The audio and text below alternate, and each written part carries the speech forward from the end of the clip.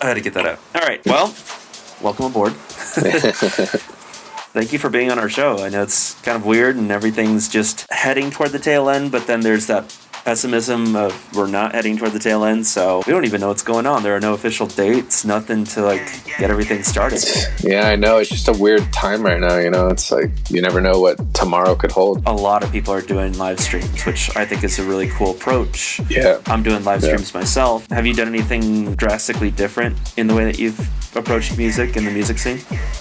As far as music, I mean, it does suck not being able to play live anymore and, you know, having a crowd and all your friends there and just experiencing a live experience of music.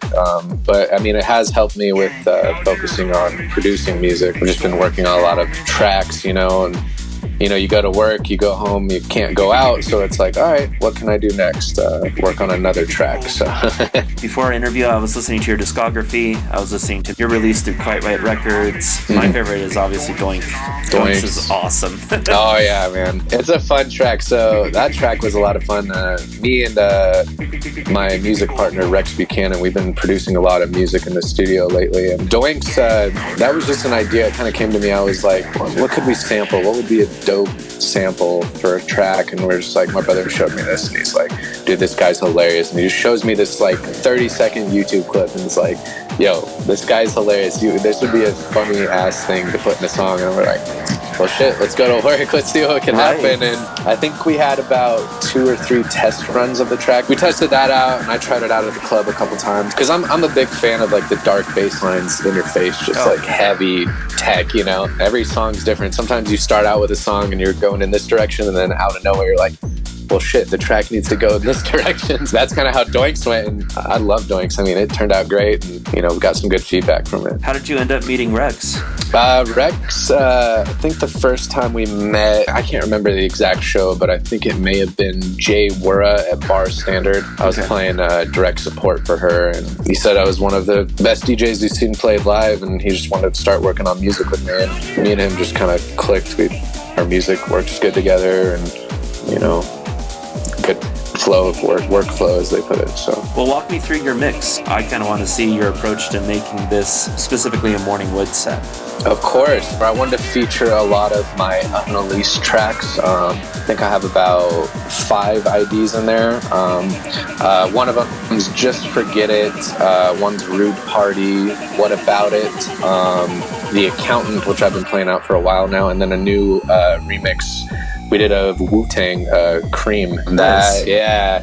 So, and that's kind of actually a funny thing. I was talking with my roommates earlier. Is kind of how I got my name. I go by Wessyde because my roots are kind of within hip hop, and you know, my first music that I really got to in high school was old school hip hop, Mobb Deep, a lot of underground, you know, Dr. Dre, all that fun stuff. Right now, me and Rex are kind of working on a hip-hop EP, just bootlegs of a bunch of different stuff. It's a remix of Dr. Dre's What's the Difference with Eminem. I also like to showcase, so like when I play my live sets, I like to, some people, you know, they like to go to Beatport, they go to the top 100 tracks for Tech House, and then they see what people are liking. I like to play my songs, and then I like to find songs that nobody knows or, you know, that I know that people will like or need to hear. I actually even threw in a Cascade remix, you know.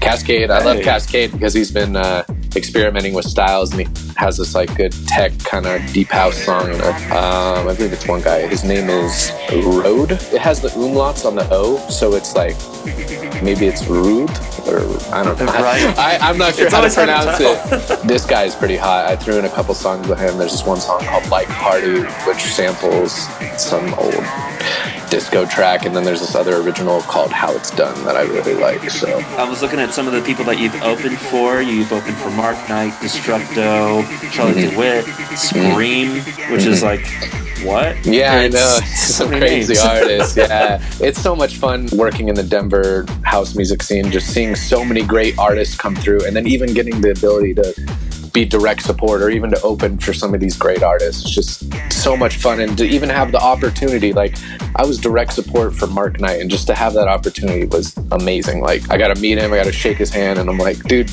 you're like one of my idols, bro. Like, when did you notice the dominoes started falling? I've had a passion for music, for electronic music, I would say since like midway through high school. I mean, my mom has a bunch of home videos. There's a bunch of videos of when like I was a kid, and like I would just sit there for hours and I would just play notes on a piano. I didn't know what the hell I was doing. I still don't know what the hell I'm doing, but I would sit there for hours and I would just play, trying to create something. I just always had an ear for music, and I know my grandparents on my mom's side, my grandpa, my grandma, they were both in a band and they had an ear for music and they just loved music in general. And I started making hip-hop beats for my rapper friend Tony, learning in Ableton. That's the software I work in. And then I remember in college it started with DJing, and I remember my very first DJ sets I was using virtual DJ on my laptop. I didn't have a controller, so it was just the laptop. So what I was doing, I didn't even have a mouse. I was doing point and click, and I was making actual DJ mixes, recording these in virtual DJ. And that was like how I first started, because I had such a passion. I was like, this is what I want to do. I love music. And then that's kind of how I started recording my first mixes. I remember my very first show over in Boulder at the Boulder House.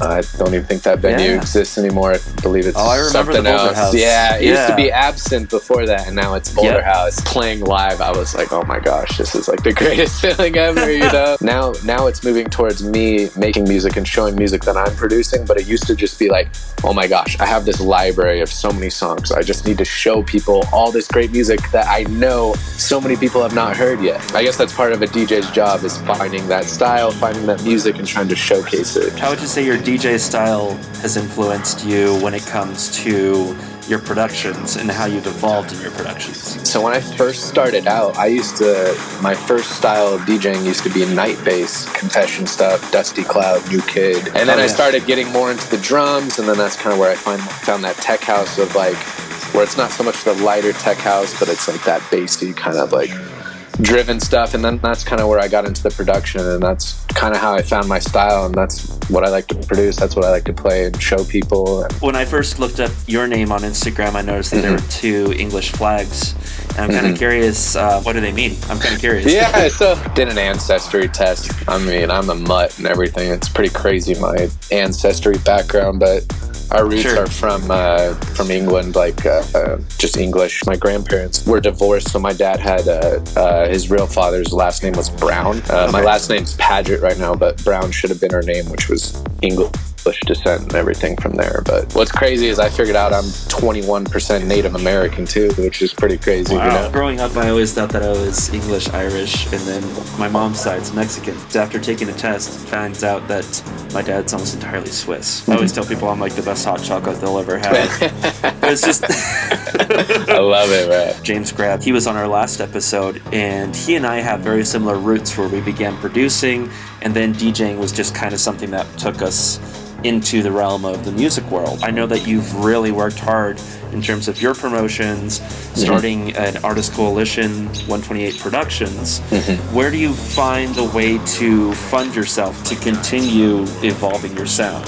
Finances have always been a tough thing. I mean, if you talk with my brother, if you talk with Rob or Brent, I mean, even Eugene, when he was with us at 128, we literally started everything, as they say, from the ground up. Like, I remember our very first shows where each of the 4 of us, we were funding a couple $100s for our shows. So like, I moved up here to Denver to help start 128 with my brother and some friends, and I had no money. I moved to Denver. I had a college degree. I was working minimum wage jobs, and I was still putting my money into 128. I'm like, you know, we have a dream, like, this is going to take off. This is what we want to do. Putting our own money in. Thankfully now we're getting closer to the point where we're not having to put in as much money. You know, we still put in the same time and effort. Hopefully, if everything clears up by summer, where do you see it going in the next year? Don't want to get too into detail, but we have a bunch of stuff planned, you know, and once this is all over, we're kind of just planning for this year, the end of this year, and for next year, and moving on forward with there. So how do you see Denver's music scene changing? What are the fundamental things that you know instinctively are going to change? It's going to come back stronger than ever, because just as from a sense of everything from being essential businesses, you saw within a day every state had to consider dispensaries and liquor stores essential, just because people are like, I need my liquor, I need my weed.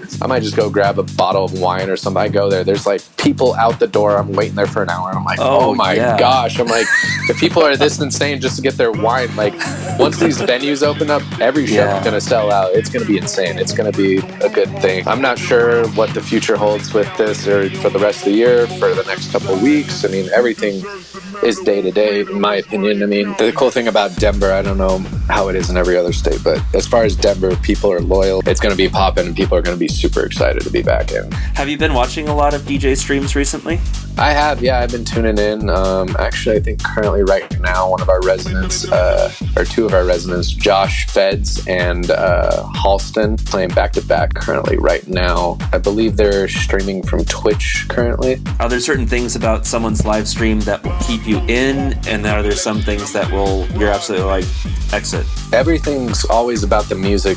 I mean, to me, good music is good music. I mean, there's a stage performance too, you know. Sometimes people are kind of just, they stand there and whatever, but I mean, they're focusing on the music. I mean, I always tune in. I get notified, like, I think 20 times a day about live streams going on. So I always check in. I always see what's going on for a little bit. Are there any shout outs that you want to give to anybody?